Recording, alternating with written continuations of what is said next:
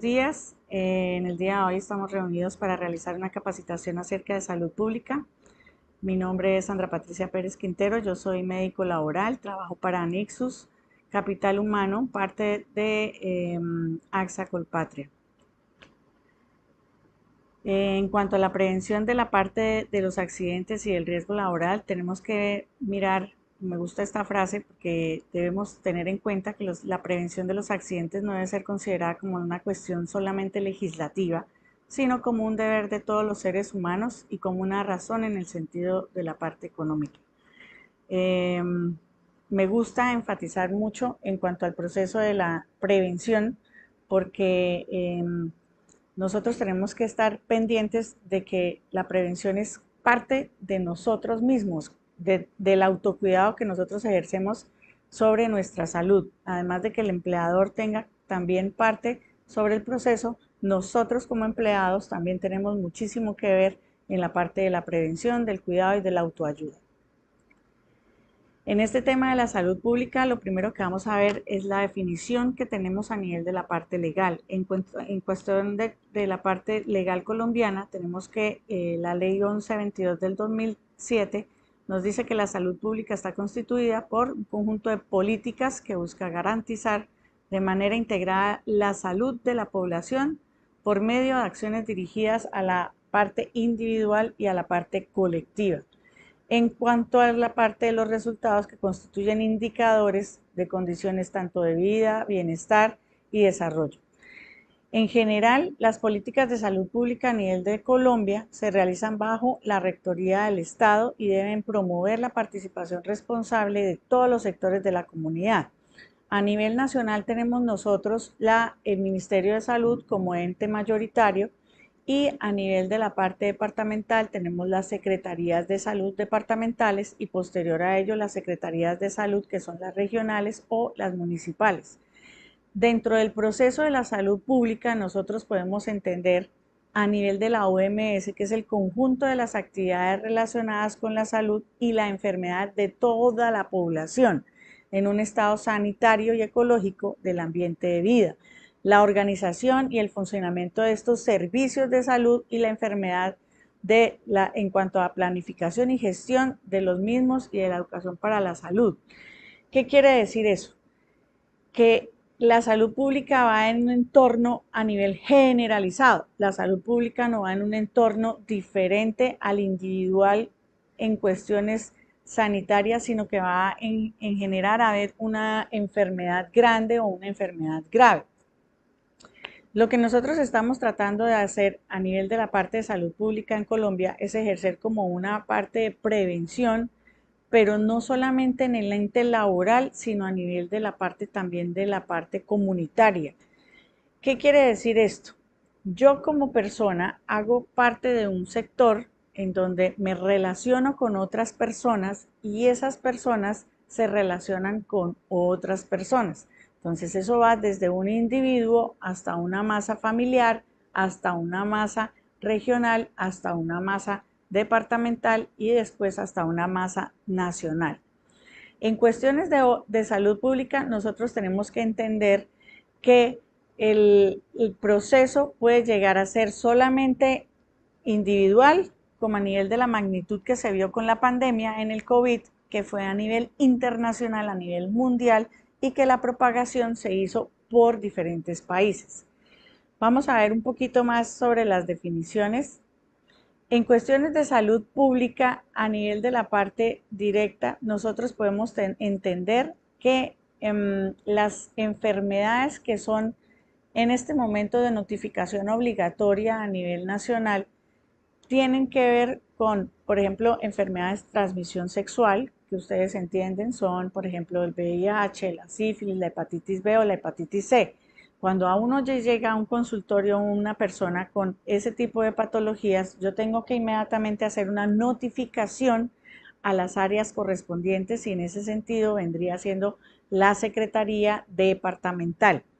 Si yo tengo que hacer esta notificación como médico es porque yo tengo que generarle al departamento una información y decirle, mire, esto es de riesgo. En este momento tenemos tal persona que va a ingresar a un programa, a un proceso o que determina un área donde yo tengo que realizar una modificación o tengo que realizar una verificación de los casos en donde yo puedo tener una obligación como Estado. En la parte de la definición de salud pública, y se me pasa a decir un poquito para que ustedes entiendan el proceso de lo que es endemia, pandemia, digámoslo así, que nosotros tenemos que saber primero qué es un brote. Entonces, un brote es cuando a mí o a mi familia, estamos hablando de un sector de 8 a 10 o 15 personas, me da una enfermedad que se transmite muy rápidamente. Ese es el brote. Cuando yo veo que la enfermedad viene siendo ya propagándose por las diferentes partes en donde yo estoy, entonces voy al trabajo y se propaga, voy al mercado, se propaga, voy a la institución de salud y se propaga, ya esa enfermedad no se convierte en un brote, sino que se convierte en una posible endemia. Y si yo veo que esa enfermedad traspasa las fronteras de mi estado o mi nación, ya tengo que verificar que esa endemia se vuelve una pandemia. Esa es la parte de la diferencia más que todo en cuestiones de endemia y pandemia. Ahora, nosotros tenemos regiones que por lo general tienden a tener brotes de enfermedades por el clima, sobre todo aquí en las regiones tropicales. Tenemos esos brotes y esos brotes vienen en unas fechas directas. Entonces, nosotros vamos a hacer una zona endémica para algunos tipos de enfermedades que somos las que vamos a ver en este momento y en esta capacitación. Entonces, en cuanto a la parte de las enfermedades de las cuales les voy a hablar, tenemos que hay unas que se transmiten por vectores. ¿Qué es lo de vectores? Entonces, nosotros somos receptores de algunos tipos de picaduras o mordeduras de animales externos. Entre ellos están los mosquitos y los mosquitos se dividen en varios tipos de mosquitos. Hay unos mosquitos que se llaman los Aedes, que vienen de la familia Aedes, y están los Aedes aegypti y está el Aedes palmito. Y por el otro lado hay otras que son las lutsomías, que son unos mosquitos pero muy diminutos, y también está el anófeles. Ya más adelante vamos a hablar un poquito de cada uno. También existen los artrópodos. Entonces, los artrópodos, ¿cuáles pueden llegar a ser? Los artrópodos pueden ser los piojos, que todos conocemos como piojitos en la casa o en la escabiosis, las pulgas y las garrapatas.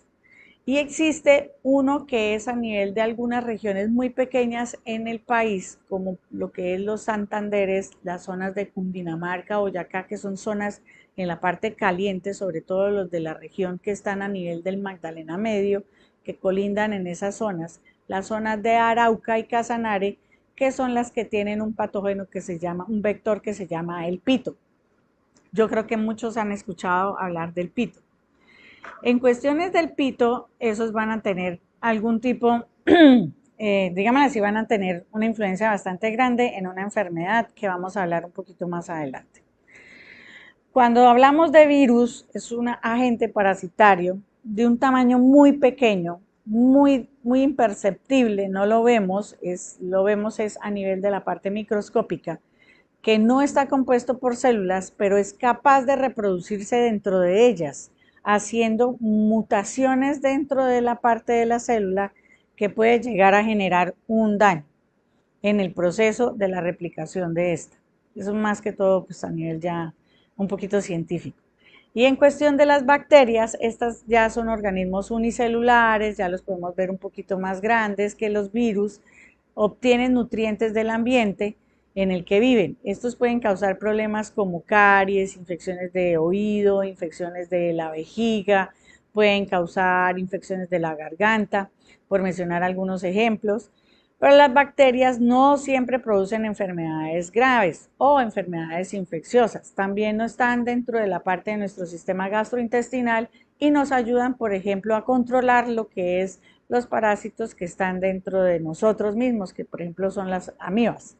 Entonces, ellas también contribuyen a que nosotros mantengamos un equilibrio a nivel de la parte digestiva. Siguiente. Como ya les había hablado, vamos a hablar un poquito de las enfermedades transmitidas por vectores. La primera de la cual vamos a ver es el Chagas. ¿Por qué hice énfasis primero en el Chagas? Porque a nivel de la parte de Santander, como ya les decía, nosotros tenemos a nivel internacional, somos pioneros en el manejo de esta enfermedad, porque somos la zona endémica internacional que más ha llegado a tener estudios sobre la enfermedad. Santander y Bucaramanga, el hospital, la Universidad Industrial de Santander hacen estudios y generan estudios que son leídos a nivel internacional sobre el manejo de esta patología. Entonces, es importante tenerla en cuenta porque a nivel de la región somos capaces de manejar una problemática que se ha venido viendo durante estos últimos 100 años. ¿Qué es la enfermedad de Chagas o tripanosomiasis americana? Entonces es una enfermedad potencialmente mortal que es causada por el parásito protozoo Trypanosoma cruzi. Se encuentra en toda América Latina, en especial en las regiones consideradas como endémicas, que son los Santanderes, Boyacá, Casanare, Arauca y recientemente la Sierra Nevada de Santa Marta. ¿Qué nos da esta enfermedad? Esta enfermedad nos realiza dos tipos de fases. Y es importante conocer sobre todo la primera fase o la fase aguda, que se encuentra entre el día 7 y el día 84. Lo más importante de esta enfermedad es que usted tiene que saber que si a usted tiene la picadura del animal, que se llama pito, ¿sí?, tiene que tener en cuenta que usted puede ser muy factible para que genere el Chagas a largo plazo o muy factible a que no lo genere. Ya les explico un poquito más acerca de eso. En esta fase aguda, el pito hace una incubación de ese Trypanosoma cruzi dentro de la sangre de nosotros y nos va a formar una úlcera en la piel. ¿Qué es una úlcera? A nosotros cuando nos pica un zancudo, nosotros nos rasca y tenemos un rojito. Ese rojito puede llegar a convertirse en una ampolla y esa ampolla puede llegar a crecer aproximadamente hasta 3 centímetros. Esa ampolla es la que contiene todos los animalitos que generó el Trypanosoma cruzi y es todo lo que se va a encarnar dentro de la sangre y dentro del recurso sanguíneo de nosotros. Entonces, esa ampolla por lo general puede durar entre 7 y 15 días abierta o pues dentro del proceso de no sanación. Y esa ampolla es la que va a generar la repartición de todos los bichitos que vamos a tener en el cuerpo. Ahora, nosotros podemos tener una inoculación a nivel del ojo.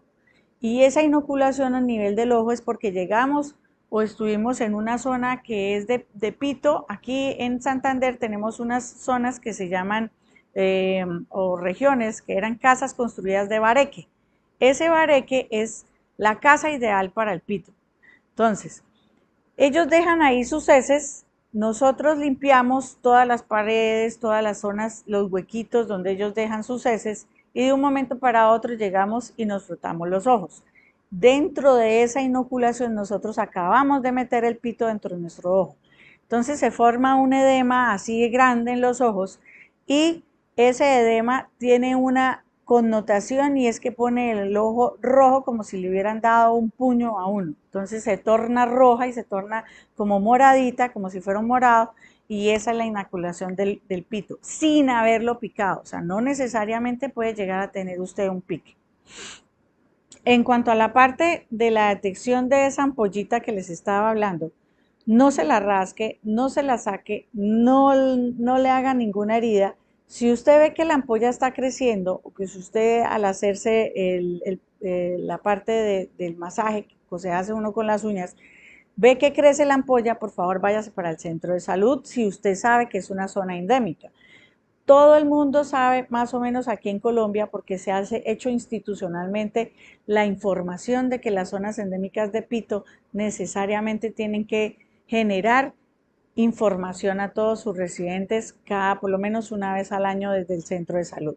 Entonces, en ese sentido, vaya y consulte al centro de salud, realice la revisión, pregunte si es una posible picadura por pito, que ellos allá le van a generar la atención adecuada y le brindan la parte hospitalaria que necesita. ¿Qué es lo que tenemos que hacer en esa fase aguda? En esa fase aguda también nos puede producir a nosotros fiebre, dolor de cabeza, dolor muscular. En algunas veces no solamente llega a los primeros 7 días, entonces 7 a 15 días, que era cuando yo les decía que ya se desaparecía, sino que progresa y puede llegar a darles una especie de hepatitis. Hepatitis es cuando uno se pone todo amarillo y le empieza a doler aquí la parte derecha del costado del estómago y empieza a sentir como unas náuseas. Entonces, esa hepatitis puede llegar a ser una complicación de la ampolla que yo tuve hace 15 días. Por eso es que es bastante chévere que ustedes entiendan y comprendan que no solamente esa hepatitis que me está dando ahorita es por alguna otra cosa, sino que tienen que recordar el evento que hubo hace 15 días. A nivel de la parte del corazón, pues casi no se ve el episodio, puede llegar a darle unas taquicardias espontáneas, y a nivel de la parte vascular usted puede hincharse en la pierna donde tuvo la inoculación del bichito, donde tuvo la úlcera. En esa fase aguda nosotros hacemos un tratamiento que es con benzonidazol y con nifurtimox, pero eso ya es directamente institucional, se le da la pastilla, se le da el tratamiento, pasa lo mismo que con los que tienen TBC, también se les da el tratamiento, debe ser un tratamiento que es seguido por la parte de la Secretaría de Salud. ¿Qué pasa con ese Chagas? Ese Chagas va a quedarse dormido en la sangre. Si no fuimos tratados nosotros en el episodio inicial, que es la fase aguda, vamos a tener unas complicaciones, pero no las vamos a tener ahí inmediatamente. Las complicaciones van a seguir, pero más o menos entre el día 3000 y el día 15000 de la vida de nosotros. Estamos hablando de que inicialmente él se empieza a propagar aproximadamente unos 15 años después. Pero las repercusiones las vamos a ver nosotros a nivel de 30 o 40 años posteriores a que nos picó el pito. ¿Por qué?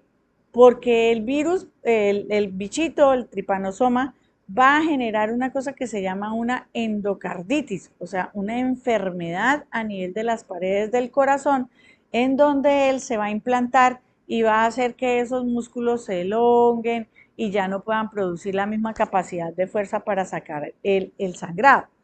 Entonces, el 70% de las personas a las que les picó el pito, y en esto quiero enfatizar un poquito más, de los que tuvieron esa ulcerita pueden no llegar a presentar ningún problema. Pero los otros, que yo les digo que son 30 o 40 años casi después de que les picó el pito, pueden empezar a sentir así algo como cansancio, fatiga, cuando yo llego a estar en unas escaleras o cuando llego a estar en una cuesta, se me empiezan a hinchar los pies, voy a tener problemas de tensión arterial. Todos los médicos internistas, cuando uno llega con un problema de esas características y ya definitivamente el médico general no lo pudo manejar, le empiezan y le colocan a usted, dependiendo de la zona donde viva, un programa que se llama Programa para Enfermedad de Chagas.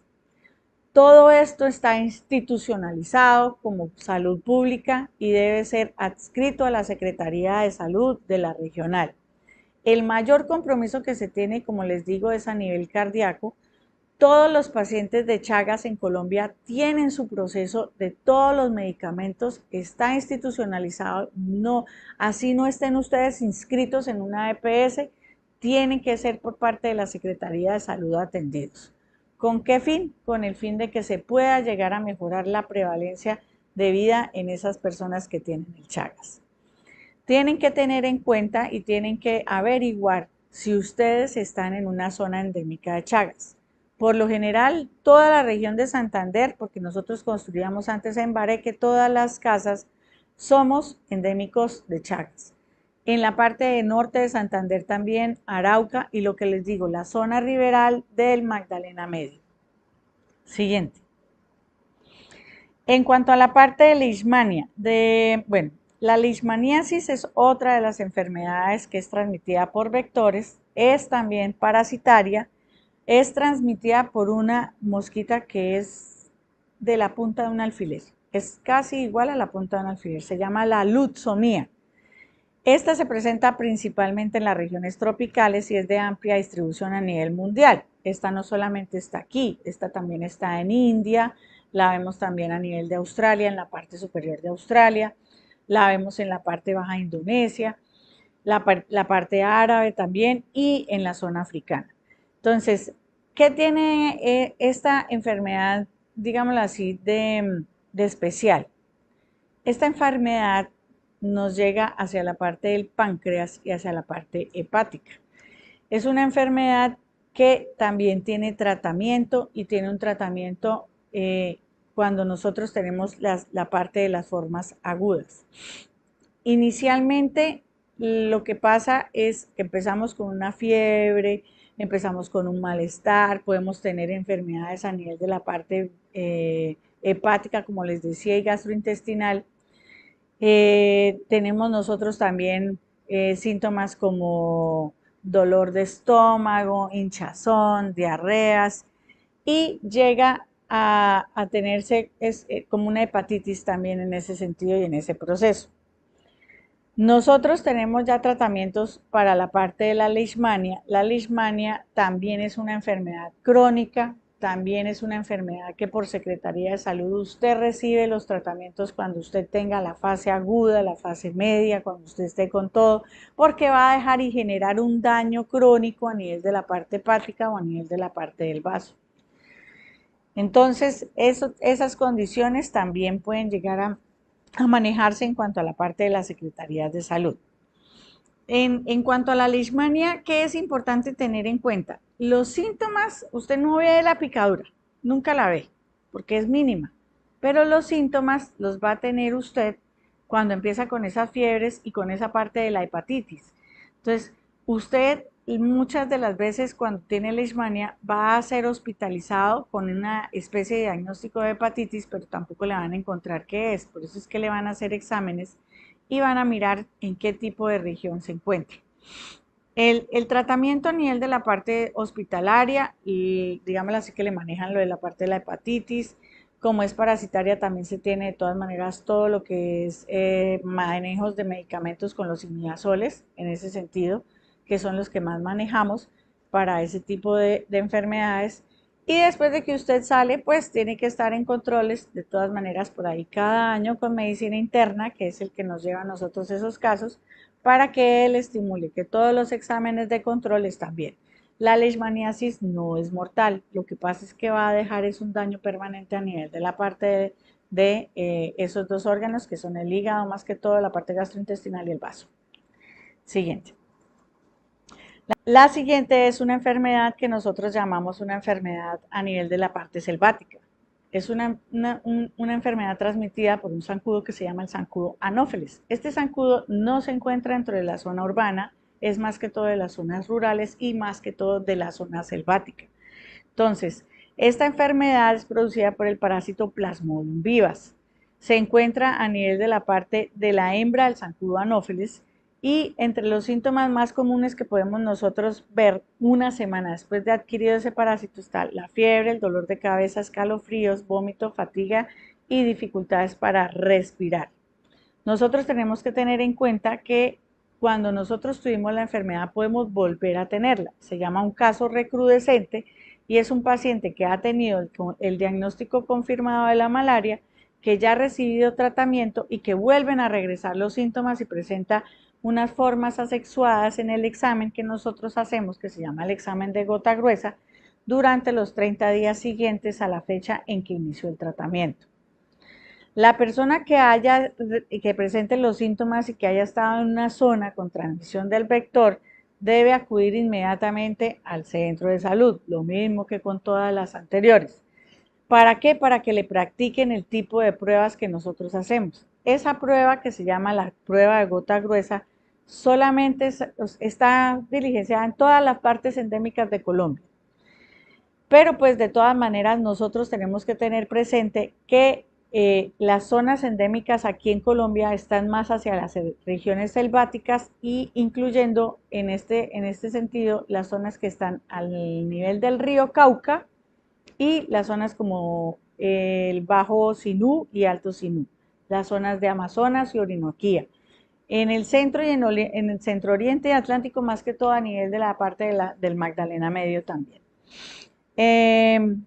Nosotros En la parte de la región selvática de Chocó, que fue donde inicialmente se inició el proceso de la malaria o se empezó a reconocer la malaria, se iniciaban los tratamientos a personas que ya lo habían tenido muchísimo tiempo antes con la cloroquina y se vio que es un muy buen tratamiento que ejerce efectividad para que usted termine de una vez la infección con ese Plasmodium vivax. ¿Qué ataca el Plasmodium vivax? El problema del Plasmodium vivax es cuando usted ya llega a cualquier virus o cualquier patógeno diferente a eso, puede llegar a producirle una recaída al Plasmodium y puede empezar a producir también otra vez las fiebres, el malestar, el vómito, puede llegar a tenerlo durante mucho tiempo. No le causa un daño directo a un órgano blanco, que estamos hablando de que no le causa órganos como hígado, como corazón, pero sí puede llegar a dejarlo ciego en algunas ocasiones. Siguiente.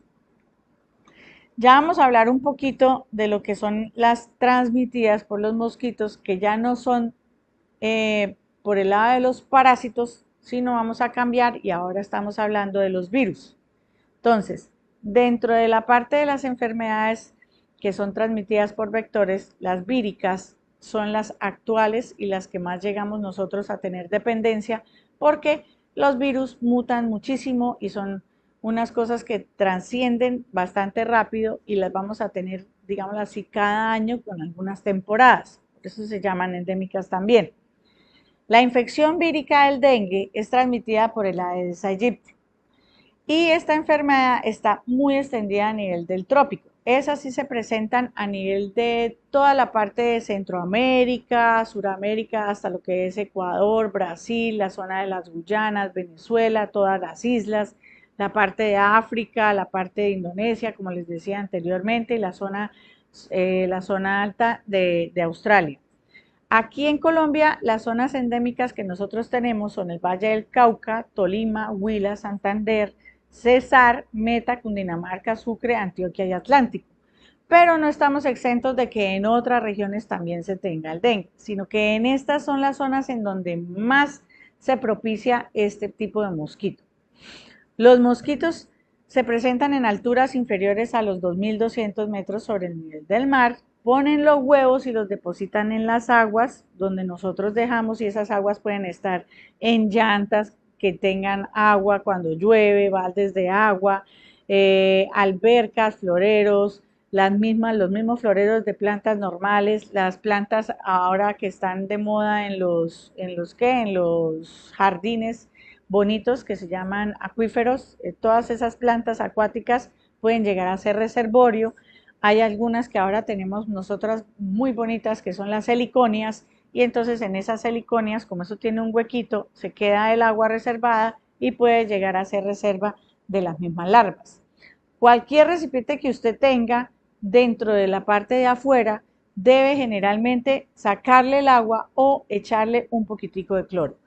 Nosotros por lo general en las zonas como las zonas endémicas les decimos que las agüitas que tienen en los tanques les echen siempre una dosificación de cloro. Cada vez que le reparten el volante en la casa a las casas que tienen tanques para reserva de agua, siempre se les reparte cuando estamos en brote de dengue porque eso estimula a que la larva del mosquito no se incremente. ¿Cuáles son los síntomas que vamos a tener del dengue?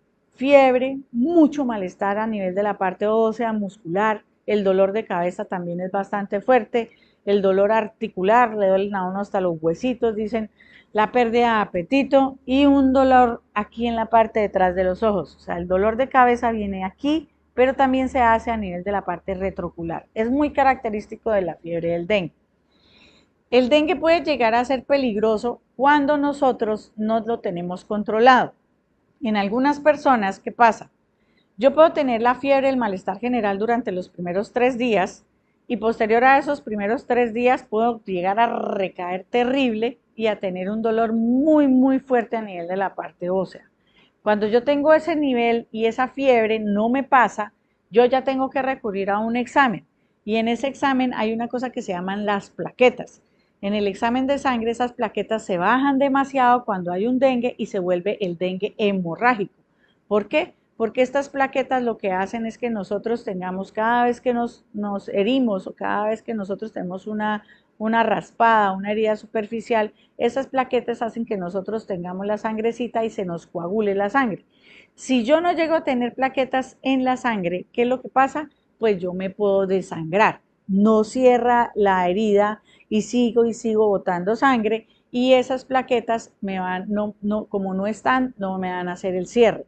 Entonces, el dengue hemorrágico puede llegar a tener unos sangrados a nivel de las encías en la boca o puedo llegar a tener sangrados a nivel de la parte de la mucosa intestinal o a nivel del colon y entonces ese sangrado no me para y yo puedo llegar a tener una muerte por sangrados por dengue hemorrágico. Entonces ya la etapa donde el dengue se convierte en un episodio ya de hospitalización y es cuando las plaquetas se me han bajado a mí por debajo de los 90.000 del valor normal.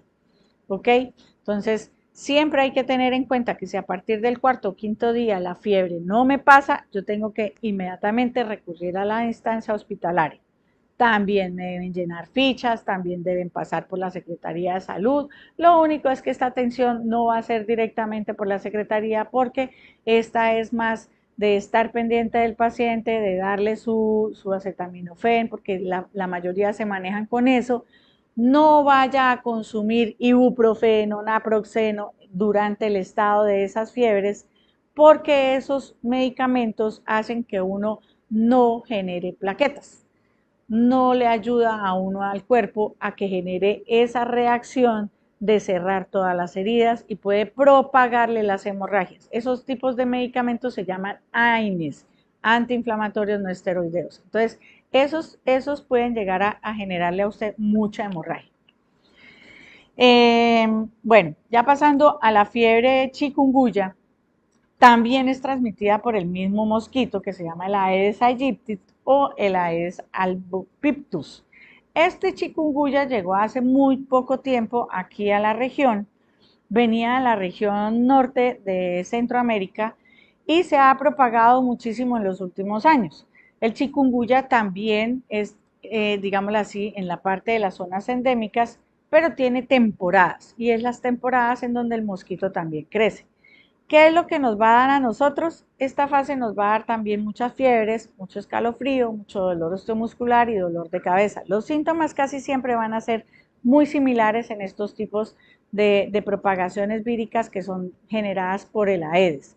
Entonces, lo mismo, voy a tener eso, el dolor articular se me va a volver muchísimo más grave que en el dengue, entonces yo voy a ver que yo puedo amanecer rígido sin poder mover las manitos o sin poder mover la cadera o sin poder mover las rodillas. El proceso agudo de este virus va a durar entre los primeros días hasta más o menos 15 días. Dentro de la fase aguda yo tengo que generar en los 5 primeros días la toma de la muestra del examen porque si no, este no va a ser diagnosticado. La mayoría de estos pacientes se recuperan, aunque algunos pueden llegar a tener, los que tuvieron fiebres muy fuertes, pueden llegar a tener secuelas a nivel articular. Entonces quedan con unas fibromialgias, llamadas así la enfermedad, como secuela de eso. Hay que estar muy atentos en las mujeres embarazadas, porque las mujeres embarazadas pueden llegar a tener infección sobre la parte fetal. Pero pues ya eso es, digamos así, otro tema aparte. Sigamos. La fiebre del virus Zika, lo mismo, es una enfermedad transmitida también por el mosquito Aedes. El virus del Zika es un virus que genera una elevación bastante grande de la temperatura corporal, pero a diferencia de los dos anteriores, me va a generar un brote en la piel. Los síntomas van a aparecer entre el día 3 al día 12 después de que nosotros somos picados. Y lo mismo, el examen tiene que realizarse en los primeros 5 días porque por lo general después de esos días ya no lo podemos percibir. No repite esta enfermedad y la enfermedad del virus de chikungunya, a pesar de que nos vuelva a picar el zancudo, no se repite. A diferencia del dengue, que el dengue sí lo podemos tener varias veces durante nuestra vida. La elevación de la temperatura, como les decía, puede ser no muy alta, pero sí la irritación de las facies y la irritación a nivel de la piel va a ser perceptible ante el nivel del médico, entonces eso es lo que va a diferenciar de un dengue y de un chikungunya. En cuanto a la parte de la articulación, la parte de los dolores articulares, la cabeza y la espalda, puede llegar a ser como el tipo del dengue, no va a ser muy fuerte como en la parte del chikungunya. Y las afectaciones que nosotros podemos llegar a tener es si nos llega a generar la muestra de los ojos. Cuando nosotros ya tenemos una infección a nivel de la parte ocular, tenemos que mirar que no haya una infección a nivel de la cabeza, lo que llamamos nosotros una meningitis. Y esa meningitis ya va a estar muy relacionada con problemas o trastornos neurológicos que pueden llegar a generar algunos tipos de secuelas. Listo. Vamos a pasar a otro que es ya, digámoslo así, diferente y para el cual nosotros tenemos que tener una vacunación por el programa de vacunación o inmunización nacional. Siempre tenemos esa vacuna cuando estamos niños, que es la vacuna de la fiebre amarilla. También nos la colocan cuando nosotros, o pues antes de que existiera una única dosis, no la colocaban antes de salir del país a zonas como Brasil o Centroamérica o las Guyanas, pues siempre generaban la solicitud de la carnetización para la aplicación de la vacuna contra la fiebre amarilla. Es una infección viral, se transmite por el Aedes también. La infección es más frecuente en las zonas de África, Suramérica, afecta a viajeros y residentes de esas zonas. Nosotros somos zona endémica, entonces por lo general nosotros podemos ya tener, lo tenemos la vacunación dentro del plan de inmunizaciones, como les decía, o sea, nosotros obligatoriamente tenemos que tener vacuna de la fiebre amarilla dentro del carnet de vacunación cuando estamos chiquitos. Pero además de eso, todo aquel que venga o provenga de Europa o las zonas norte o las zonas del sur, como Argentina, Chile, Paraguay, también tienen que tener una colocación de la fiebre amarilla cuando vengan para acá. ¿Qué va a pasar con esta fiebre amarilla? En esta fiebre amarilla tenemos dos intervenciones. Puede ser solamente del mosquito hacia el humano o puede ser del mico hacia el mosquito y posteriormente hacia el humano. Entonces tenemos tres vías de transmisión porque por lo general el mico es el que tiene el bichito viviendo dentro de él y a él no le genera ningún malestar. A los humanos sí ya nos genera un malestar bastante grande. Entonces, nosotros en ese sentido los malestares o los síntomas que vamos a tener son 4 periodos.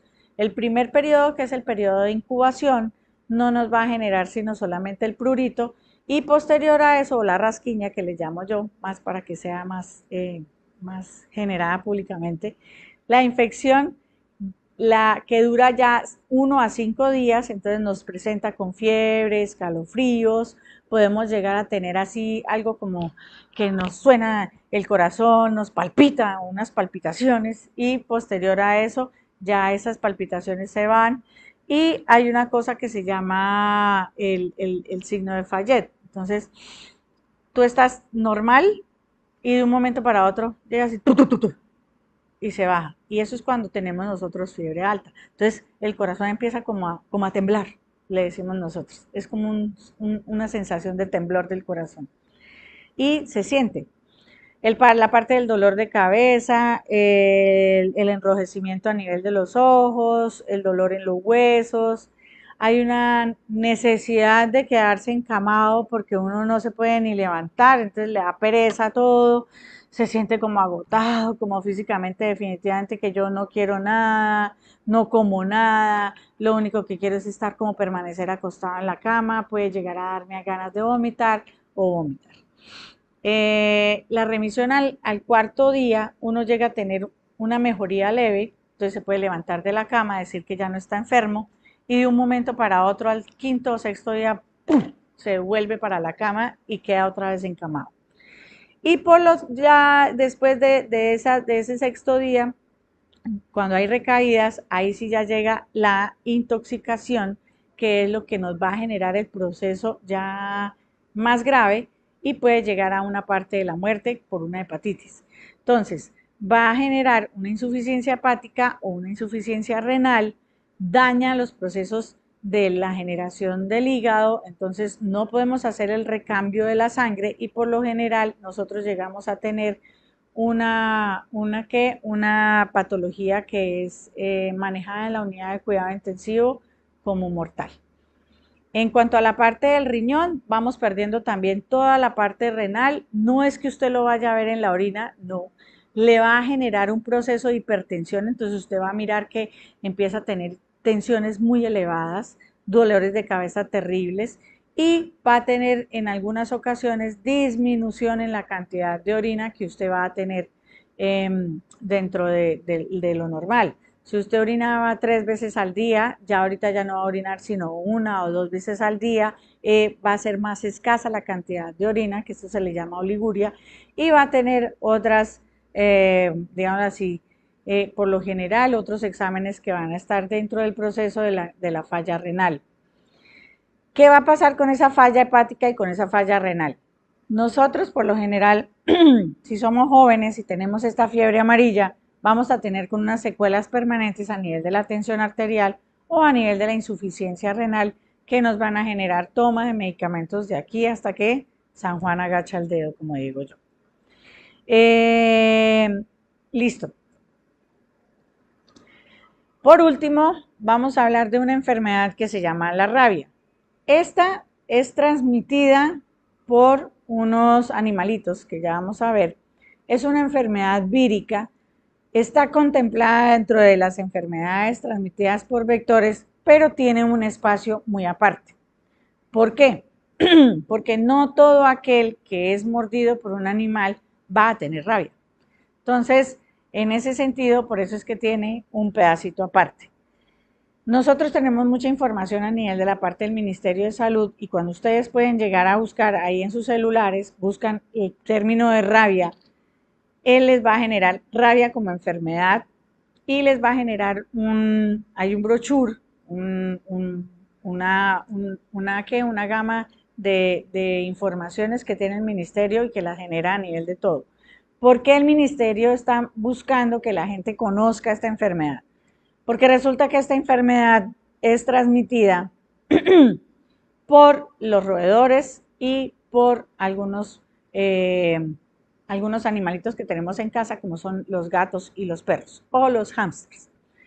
Entonces es importante saber que nosotros en la parte doméstica también podemos llegar a tener procesos de rabia si no vacunamos a nuestros animalitos. Lo primero que usted tiene que tener en cuenta, si usted es de las personas altruistas en esta vida que llega y considera que un pobre perrito que está en la calle puede llegar a ser el perrito de su casa, lo primero que debe usted llegar a hacer es, si lo va a tomar en adopción, como usted quiera, tiene que llevarlo a un veterinario para que le coloque la vacuna. Los perros, los gatos y los hámsters desarrollan el proceso de la rabia también. ¿Listo? Entonces tienen que tener en cuenta que son animales domésticos que nosotros podemos domesticar, entonces los traemos de la calle, los podemos domesticar, pero que pueden llegar a tener la parte del patógeno dentro de sí. ¿Listo? La rabia no se propaga directamente. Si yo estoy con una persona más o menos a 2 metros, no se propaga. Pero si yo llego y como de una persona que tiene rabia y le voy y le doy un bocado a otra persona que no lo tiene, puedo llegar a generar un posible proceso de infección. En ese sentido, transmitirla de persona a persona. No es que la persona que esté con rabia inmediatamente me la vaya a transmitir. No pasa lo mismo que con el COVID. El COVID es muchísimo más propenso a transmitirse por partículas, mientras que la parte de la rabia no se transmite a menos de que yo toque la saliva o consuma de la saliva de esas personas o tenga un moquito o suene a mi hijo que llegó a tener rabia. Se produce por la parte de los arañazos, entonces si yo tengo un gatico que me araña, puede llegar a producirlo si él llega a tener algún tipo de rasquiño. ¿Cuáles son los animalitos que ya les voy a mencionar? Son de la parte silvestre y de la parte doméstica. Entonces, ya habíamos hablado un poquito de los gatos, los perros y los hámsters. Algunos tenemos en casa también conejitos. Los conejos pueden llegar, si no están generalmente vacunados, los que nos regalan conejos en las piñatas, algunos, porque hay gente que regala conejos en las piñatas, deben preguntarle a ustedes si el conejo viene con vacunación para la rabia. Los cuis en zonas como el Valle del Cauca, que son muy famosos, el ratón, las ardillas y murciélagos, los micos, los zorros y el chigüiro en las zonas de los llanos. Estos animalitos que son de la vida silvestre, ¿sí?, tienden a hacer muchísima mayor propagación de la rabia, o es una rabia, digamos así, es una propagación muchísimo más grande que la que tenemos a nivel de los chiquiticos en las casas, que son los ratones, las ardillas o los conejos. Entonces, cuando nosotros tenemos rabia, tenemos que indicar qué tipo de animal era. Si nosotros estamos en la parte rural, pues ya por ende sabemos que es un poquito más peligroso tener ese tipo de rabia a que si lo tenemos en la parte doméstica, que es menos endémico en la parte doméstica. El periodo de incubación de la rabia suele ser de 2 a 3 meses, pero puede llegar a tener una semana o puede llegar a mí a aparecer a mí al año si yo no he visitado ningún médico. Depende de la localización donde hubo la mordedura, el arañazo o el tipo de inoculación. ¿Listo? Como les decía, si yo llegué a tener el contacto de alguien con rabia en la parte de la saliva, puede ser que yo no la desarrolle nunca. O puede ser que yo llegue a desarrollar el patógeno, pero se me vea a mí afectado mucho tiempo después. Si esa persona que tenía rabia llega a ser afectada en estos días, en estos 15 días, pues si yo probé el bocado, inmediatamente tengo que informar que yo también comí de la cuchara o del tenedor de esa persona para que también me hagan el tratamiento y me hagan la prueba en caso dado. Las manifestaciones son fiebres, dolores también, muchísima sensación de adormecimiento en la zona donde está la mordida. Entonces se me vuelve roja esa mordida, me huele arañazo, se me vuelve ese sí se encona bastante. Por lo general cuando hay rabia se vuelve bastante inflamado y esa parte se me duerme. A diferencia de las mordeduras o de los arañazos de los gatos que no tienen rabia, simplemente ese llega a pasar de un momento para otro con el manejo de una buena lavado de la herida y con una asepsia bastante buena. En cuanto a la parte del hormigueo, picón o quemazón, no se explica por otra causa, entonces no tenemos explicación de por qué es. A medida que el virus se propaga por el sistema nervioso, ya vamos a empezar a tener una parte de inflamación a nivel de las meninges y eso va a generar muchísimos dolores de cabeza y muchísimos dolores a nivel de la parte lumbar. Entonces, ahí es ya cuando, digamos así, se propaga impresionantemente en el sistema nervioso central y puede llegar a producir la muerte si nosotros no tenemos una atención adecuada. Siguiente. En cuanto a la parte de la enfermedad, esta puede adoptar dos formas, como ya les venía diciendo, una que es la rabia furiosa, en donde los enfermos empiezan a tener una hiperreactividad, una excitación, entonces empiezan a sentirse así como eufóricos, como que corren para todos lados, como que no pueden estar aquí, le tienen miedo al agua, entonces a no bañarse, a no empezar como a sentir así algún tipo de asco hacia la parte del agua.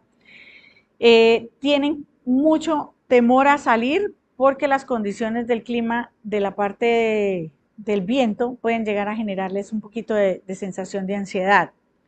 La muerte cuando llega a esta primera fase o esta rabia furiosa es muy rápida. Es muy rápida porque llega a propagarse muy rápido hacia la parte de los órganos cardiovasculares y genera un paro cardiorrespiratorio bastante severo. La otra rabia es la forma paralítica, que era la que les decía, que cuando llega al sistema nervioso central empieza a sentir uno muchos dolores de cabeza y empieza a sentir unos dolores a nivel de la parte de la columna. Puede llegar a generar la parálisis total de la persona y llega por lo general a hacer en los tiempos en donde yo les decía que es eventualmente más prolongada, que es la que se genera un año después de la mordedura o de la lesión que se hizo. Los músculos van generalmente haciendo una parálisis pequeña. Entonces yo puedo llegar a tener una parálisis a nivel de un dedo y el dedo se quedó rígido, o puedo empezar a tener parálisis a nivel del pie y entonces el pie se me queda rígido, entonces yo tengo una sensación como que estoy acalambrada y posterior a eso va ese calambre subiendo hasta dejarme totalmente paralizada de las piernas o totalmente paralizada de los miembros superiores. ¿Listo? Cuando yo llego a ese aspecto, yo ya debo estar en una hospitalización. y yo tengo que informar que en algún momento fui mordido o arañado o gestionado por algún tipo de uno de esos animalitos, ya sea los domésticos, el que adopté en la calle, o ya sea que yo haya estado en una zona rural y que haya tenido la mordedura de alguno de esos tipos de ratoncitos. ¿Listo?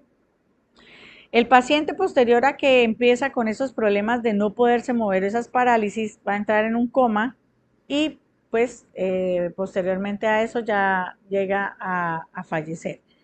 En algunos casos la forma paralítica no se diagnostica correctamente, que era lo que yo les decía, de pronto usted va a pensar o el médico puede llegar a pensar que es un síndrome de Guillain-Barré, no le hace las respectivas exámenes que se necesitan, por eso es que usted tiene que estar bien pendiente de decir si a mí me está dando algún tipo de rigidez a nivel de los músculos, unos 3 meses después de que me arañó un gato, de que me mordió un perro, o de que estuve con el hámster de la casa, pues yo tengo que decir, oiga, 3 meses tal, se me está durmiendo un dedo, inmediatamente llegar a la notificación para que pueda llegar a producirse una mejora y no tener que estar uno pendiente de las complicaciones más graves de esa enfermedad. ¿Listo? Siguiente. En cuanto a la parte del manejo de la rabia, ya sea por perro, ya sea por gato, por hámster, por ratón, por cuy, por murciélago, por un zorro, por una parte de un animal rural, lo primero que yo tengo que hacer es lavarla. ¿Con qué la lavo? Con agua y con jabón, normal. Usted llega y agarra esa herida y lo primero que hace es lavarla bien la hace desde la parte interna hacia la parte externa de la herida y bota lo que tiene para limpiarlo. Puede limpiarlo con una toalla, puede limpiarlo con un algodón, pero lo mejor es que usted llegue, se lave bien con agua, le eche jabón o se unte jabón a una cosita que tenga por ahí, a una toalla o a un algodón, lo lave desde el centro hacia la parte de afuera, desde el centro hacia la parte de afuera. ¿Listo? Bien el lavado, bien hecho el lavado, usted puede llegar a colocarle mertiolate que llamábamos nosotros antes, o puede llegar a colocarle alcohol, o puede llegar a colocarle otras cosas. Posterior a eso, tiene que ir al centro de salud y decirle a la persona que está allá, me picó, me mordió, me arañó un perro, un gato, un hámster, un murciélago o cualquiera de esos otros animalitos, ¿sí? Con eso ellos le van a colocar a ustedes la que llaman la vacuna antirrábica, o es una inmunoglobulina purificada, y una que es una vacuna que es la parte de la vacunación de la Moderna, diferente a la del COVID, ¿no? Este tratamiento antirrábico inicial le va a generar a usted un proceso de no diseminación de esa rabia en su lecho del cuerpo humano. El tratamiento posterior, si a uno le llegan porque usted tiene que hacer unos controles más o menos a los 8, 10, 15, 30 días, entonces tienen que generarle a usted unas ampolleticas y se las van a ir aplicando en la Secretaría de Salud también de la regional o del departamento. ¿Listo? Toda la parte de la rabia es una emergencia. Todo se considera una urgencia. Como regla general, no debe retardarse o no debe diferirse. Siempre, si se usan unos biológicos antirrábicos como los que yo les decía que son la inmunoglobulina y la vacuna, estos no tienen contraindicaciones, o sea, déjeselos colocar. No le va a dar sangrado, no le va a dar malestar. El malestar va a ser porque usted ya tiene de pronto inoculación del proceso de la infección. Pero debe dejarse aplicar las vacunas, debe dejarse aplicar el inmunológico. Esto debe generarse en la parte de las personas que hayan tenido cualquier tipo de mordedura. Las personas que presentan las personas que se presentan para evaluación y tratamiento a unos meses después de haber sido mordidas, tienen que tratarse de la misma manera. Lo que yo les decía, si yo tuve contacto con el de la parte de la saliva, también debo ser vacunado, también debo ser inmunizado y también debo ser puesto en seguimiento como si me hubiera ocurrido ayer, hoy o antes de ayer o hace un año. Siguiente. Esta inmunoglobulina antirrábica, independiente del tiempo en que nos ocurrió a nosotros la lesión, siempre se debe generar el protocolo que tenemos ante la parte de las secretarías. Entonces, hay que realizar la prueba de sensibilidad, que es una puntura o una colocación intradérmica para mirar a ver si tenemos o no tenemos inoculación. En caso de que esta sea positiva, debe hacerse la desensibilización, entonces colocar la inmunoglobulina antirrábica, empezar a utilizar algún tipo de antihistamínicos antes de la aplicación para que no haya generación de pronto de los síntomas que puede llegar a generar la vacuna. Utilizar la dosis del suero. Este suero es el que nos colocan después de la parte de la inmunoglobulina, ¿sí? Entonces, este ya es un suero heterólogo o un suero homólogo, pero eso depende de en qué secretaría estemos y qué capacidad tengan ellos de distribuirnos a nosotros ese tipo de suero. Y la vacuna, el esquema por lo general, van en 5 dosis. El día 0, que es el día en que usted va, el día 3, que es el siguiente día, el día 7, el día 14 y el día 30. Por eso es que es importante tener en cuenta que si a mí me muerde un perro y yo estoy hoy aquí y me colocan eso, a los 3 días obligatoriamente me tengo que presentar en la secretaría donde fue el hecho para que yo tenga que seguir un plan, porque nosotros hacemos eso de acuerdo a un protocolo que tiene todo el Ministerio de Salud, y ese protocolo nos indica que nosotros nos colocan la vacuna en el sitio donde nosotros fuimos mordidos. ¿Qué pasa? Que si yo tengo descanso, nada, el descanso tiene que esperar, porque usted tiene que esperar casi un mes para que le coloquen todas esas inoculaciones. O tiene que haber llegado ese mismo día, el día 7, el día 14, a que le coloquen esa vacuna. Tener una semana de descanso y volver. Eso sí lo puede llegar a hacer. Para aquellos que tengan que dirigirse o que tengan esos descansos 24/7 o 21/7, pueden llegar a hacer eso, pero las dosis sí tienen que ser aplicadas en el mismo sitio donde usted refirió que le generaron la mordida. Listo. Quiero agradecerles a todos y espero pues que haya sido una charla que les haya contextualizado un poquito sobre la parte de la importancia de la salud pública en cuestiones pues de la parte de enfermedades transmisibles por vectores, que era lo que nosotros queríamos hacerles llegar. Muchas gracias.